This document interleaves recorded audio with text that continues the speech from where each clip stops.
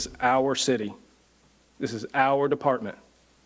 The Department of Justice is not making decisions for the city of Louisville or LMPD. We are. The chief making his defiant point today with the assistant U.S. attorney from Washington standing right next to him. But Chief Paul Humphrey helped negotiate the new deal that will now guide our police department for the next 5 years. The mayor says the consent decree for Louisville is much different from other cities. We've got team coverage, 3 reporters covering this announcement that takes us back to Breonna Taylor's killing and even years before that. Hello, everybody. I'm Doug Proffitt. And I'm Connie Leonard. Now, the legally binding document allows the DOJ to engage in federal oversight with the city, specifically the Louisville Metro Police Department. And according to Mayor Craig Greenberg, there are 4 main goals that he deemed essential in the agreement before it was finalized. Those include building on current reforms, not restricting officers from working to prevent crime. He also said it must be financially responsible and have a clear exit strategy for LMPD. We are bringing you this story with live team coverage. Ian Hardwitt and Isaiah Kim Martinez reporting from Jefferson Square Park, the scene of nearly 200 days of protests against police in 2020. And Isaiah, that was 4 years ago. The mayor says this deal is better than what other cities have faced. How does he make that argument?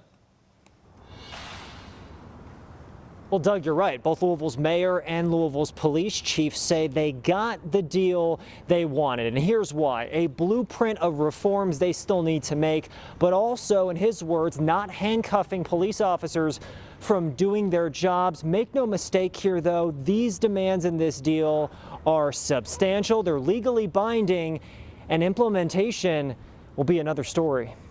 While we have this agreement as a guiding document, this is our city. This is our department. The Department of Justice is not making decisions for the city of Louisville or LMPD. We are. A milestone years in the making, the federal reform agreement that'll guide LMPD's policies and procedures is finished. But Police Chief Paul Humphrey, who's been at the negotiating table for months, drawing a clear line, saying the ball is in LMPD's court. Have you told your officers, listen, stick with us? Our officers are good. You know, she's made several references to all the things that we've done bad. I would not define our department by its worst moments. I like to define people by their best. Louisville Mayor Craig Greenberg calling this consent decree unique, unlike any others across the country, and costing less. The price tag for right now, a max of $3 million over the course of 2 years. This agreement caps the amount our city will spend on an out-of-state monitor. Greenberg predicting compliance with the required reforms in 5 years or less. Many other cities have been monitored for more than a decade. Under this decree, there will be no moving the goalposts. Our officers will have clear guidance and clear benchmarks. This agreement focuses on good police work, not on more paperwork. U.S. Assistant Attorney General Kristen Clark making a bold prediction, acknowledging the city has proactively made changes. At the end of the process, we expect that the Louisville Police Department will be a model police department and a shining example of constitutional policing. Required reforms will include revising use of force training, search warrant procedure, and policy on sexual harassment cases. And we are confident that we can institute reforms in 5 years. Is Louisville in a better position? Louisville has not stood by idly. Louisville will be tasked with sustaining these reforms to address civil rights violations. In its damning report from more than a year and a half ago, the DOJ accusing Metro Police of routinely violating the constitutional rights of the very people they swore to protect. Now, guys, both parties have sent the signed agreement over to a federal judge who will make this court order official. Of course, next comes the task of choosing this independent monitor that the city hopes will be in place by spring of next year. This will cost, the cost is actually capped at about $3 million, I'm told, over the next 2 years. But implementing this will cost more than that. Doug, Connie. Isaiah, thank you. The U.S. Department of Justice started this investigation on April 26, 2021, looking at civil rights violations by both Metro government and Metro police going back years. Federal investigators made the first of several visits to our city that summer. Fast forward to March 8th of 2023, when the DOJ released its scathing investigative report, finding civil rights violations routinely by LMPD and Metro government. Federal officials began holding community meetings on the consent decree this past spring to hear from those impacted by the department. Now on December 12, 2024, today, the decree is finalized and it has been filed in court. Metro Police has already made reforms ahead of today's agreement. The LMPD implemented a new policy to release body camera video within 10 business days. They also made their 911 call deflection program available 24/7.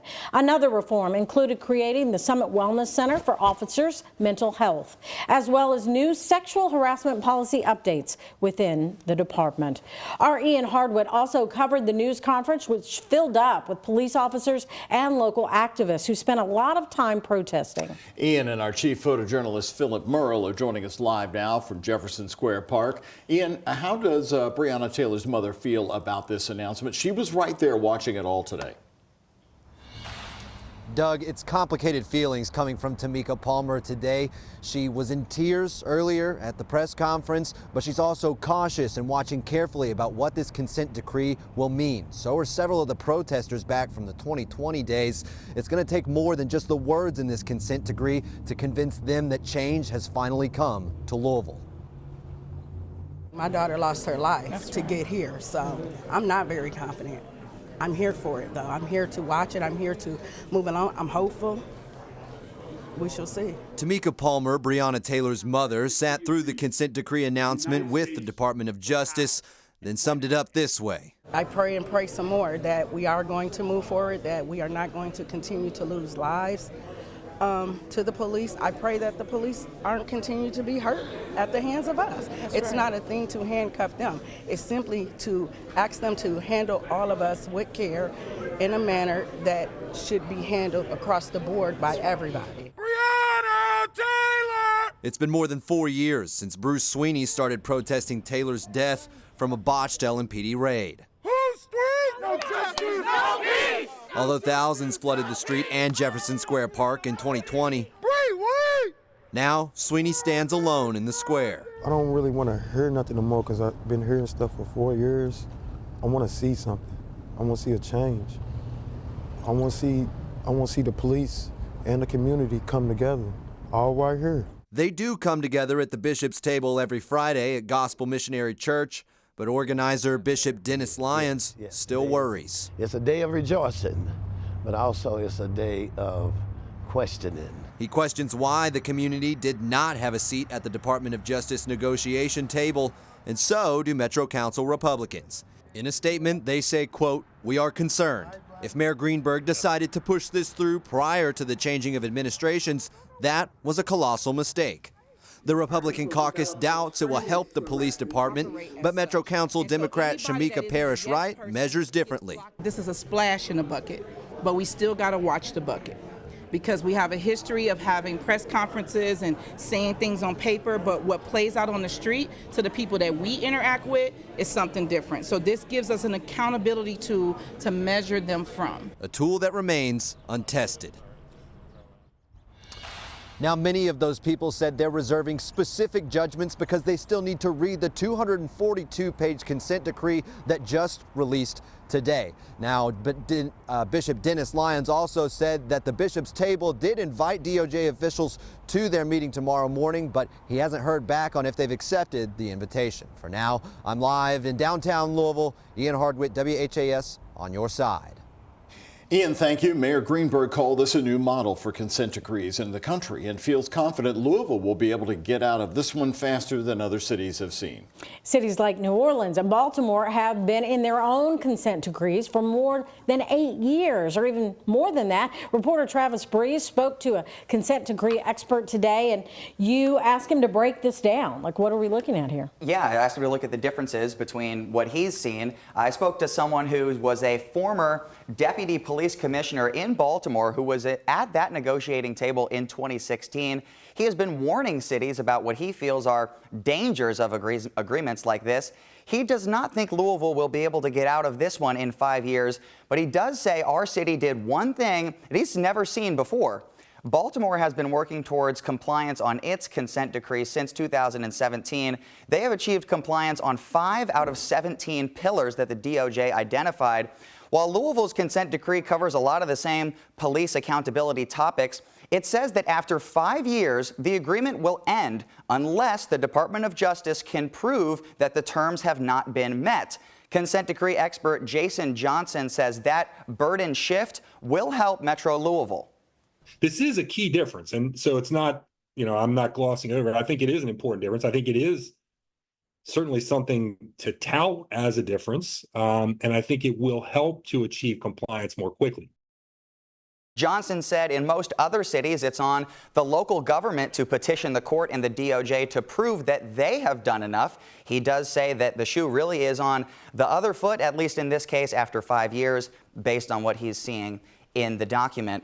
And the 5-year mark, that is 5 years after the effective date, and the effective date was defined in the consent decree as when the court accepts the agreement. That could be in maybe 1 to 2 months from today. Well, the cost. Let's talk about the cost. The mayor has said that that was a big concern from him. What did Jason say about the $1.45 million a year? Well, Jason said that in Baltimore, it's been over $8 million a year sometimes in other cities that he's looked at. And he does think that that $1.47 million, that even if it says on paper they only need the monitor for 2 years, he said they're going to need the monitor more than 2 years. And also there will be additional costs like hiring people to implement these changes and also technology.